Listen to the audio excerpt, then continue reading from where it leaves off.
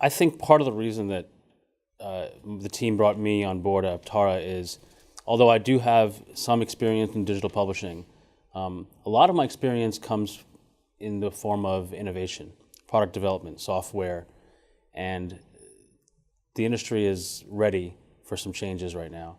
And so it's about thinking differently. And that's something that I've done before. So specifically in the digital book space, I used to work with McGraw as a consultant to their president, to the CEO of McGraw-Hill Education for about a year. I did work with the Willowbank and completely redoing their entire workflow for digital and print. And then did a lot of consulting work with the Library of Congress and how they're going to address the digital innovations that were taking place in the industry. But I think that the more interesting opportunities are in what's happening next.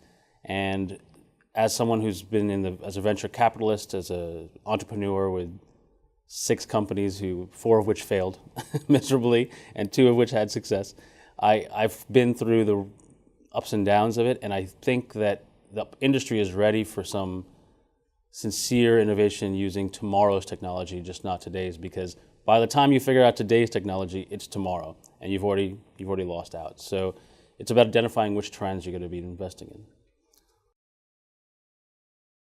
If I had the option, I'd schedule a session on a topic that lots of presentations have alluded to, particularly in the question and answer section of the panels.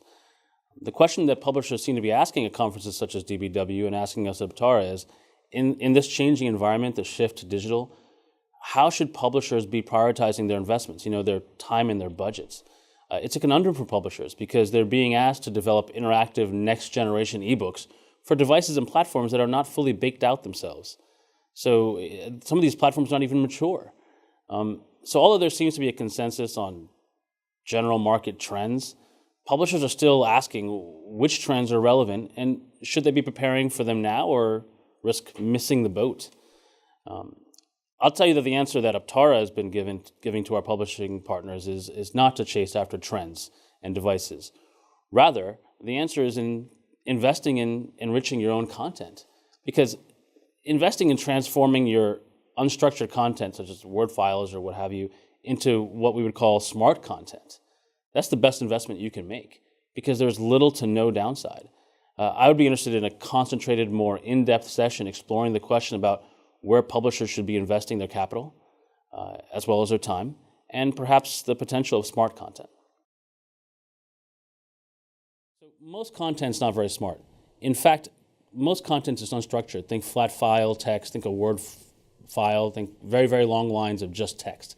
Unstructured content is more difficult to process automatically.